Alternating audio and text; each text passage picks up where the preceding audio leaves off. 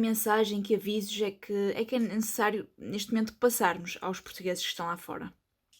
É um aviso muito importante para as nossas comunidades é que se não tiverem nenhum caso de força maior, que não venham para Portugal na Páscoa, porque ao fazerem isso estão-se a pôr em risco a eles, por uma viagem que é Uhum, sempre de risco, claro. e também podem estar a pôr em risco os seus familiares, que muitas vezes são os pais ou os avós, e que são por isso mais idosos, sendo por essa razão uma população de maior risco. Por isso, o que nós dizemos é fiquem em casa, sigam as orientações dos países onde estão neste momento a viver, sigam rigorosamente, tomem todas as precauções e não se coloquem em risco nem a si próprios, nem aos seus familiares ou amigos.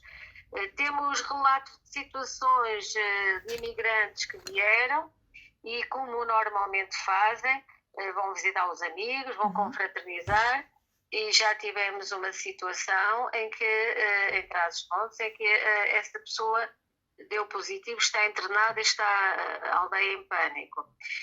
Na verdade, também aqui há riscos. Nós também temos a mesma situação que noutros países europeus, mas por causa disso mesmo é que as orientações e as recomendações vão no sentido das pessoas não viajarem, a não ser em situações imprescindíveis e inadiáveis, e no caso dos nossos imigrantes que não voltem para a Páscoa, para se protegerem a eles e para proteger os seus familiares e amigos. Sei que no caso dos viajantes, por exemplo, foi criada uma linha de apoio, certo?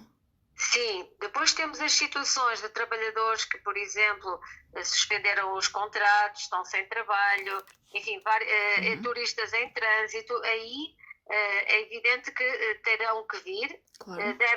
podem usar para, se tiverem problemas e necessitarem de ajuda, podem usar a linha Covid-19, que é uma linha que foi criada especificamente para o apoio a turistas e a viajantes em geral, que até por motivos de trabalho, que necessitem de voltar a Portugal e tenham sido apanhados nestas situações que agora estão a acontecer por todos os países.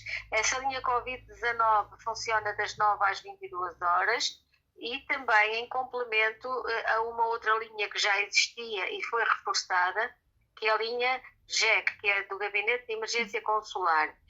Ambas estas linhas têm toda a informação no portal das comunidades, o número de telefone e o número de e-mail, os horários de funcionamento, e por isso podem ser utilizadas por quem precisa efetivamente.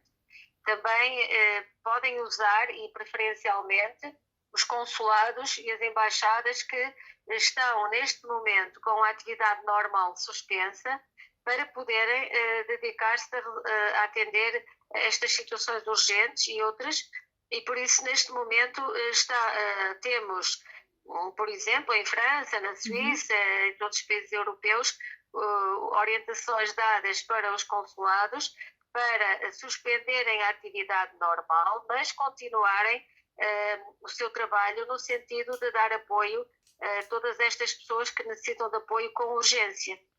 Ou seja, apesar dos postos consulares estarem encerrados, não existe aqui um impeditivo de eles fornecerem informação aos portugueses que dela necessitem. Eles não estão encerrados, as portas estão fechadas, mas eles fazem atendimento. Todos Uhum. os postos consulares, a orientação que foi dada foi terem uma linha de atendimento telefónico e também uma linha de e-mail. Todas as pessoas que necessitem de um documento urgente devem telefonar e agendar previamente, mas só em situações urgentes. Essas situações serão analisadas na altura do telefonema do e-mail para serem respondidas e são respondidas, e também para darem informações em casos de dúvida de cidadãos Uhum. portugueses que estejam em situação que quererem regressar a Portugal e terem dificuldades. Certo. Esta é também uma crise que afeta e muito a economia. Por exemplo, no caso das associações portuguesas da diáspora, que também afeta naturalmente o seu normal funcionamento, pode colocar em causa também até a sua subsistência pelo cancelamento de eventos, em alguns casos que são anuais e de grande importância para elas. Pode as tranquilizar relativamente ao seu futuro?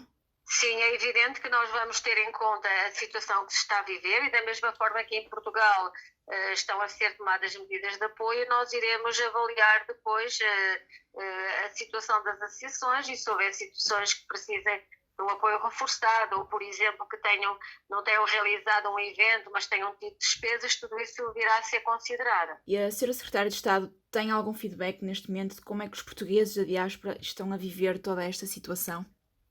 Bom, o que nós ainda hoje falei para o Consulado-Geral em Paris Uhum. e percebi que neste momento as pessoas estão a ficar mais calmas e a perceber melhor a gravidade da situação e a perceberem que será melhor seguirem todas as recomendações e não viajarem. O número de chamadas e de pedidos de ajuda também está a diminuir.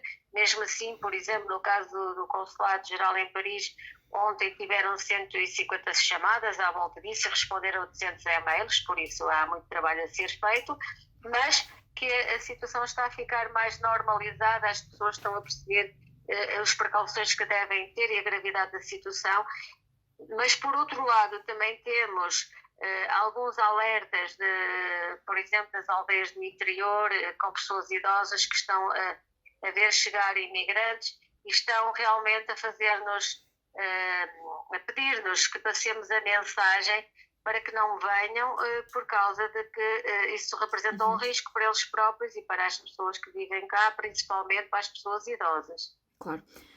Como no papel de Secretária de Estado das Comunidades, mas também como médica, que o é de formação, que mensagem final é que pode deixar ser a Secretária aos portugueses da diáspora? A mensagem final é uma mensagem de esperança e de paciência, porque estes são tempos que as pessoas vão viver de uma forma diferente, têm que se conformar, por exemplo, em ficar em casa, em mudar a sua rotina de vida, mas devem se conformar com isso porque é muito importante para eles próprios e para toda a comunidade. Mas nós sabemos que este é um período difícil, mas que Uhum. vai passar.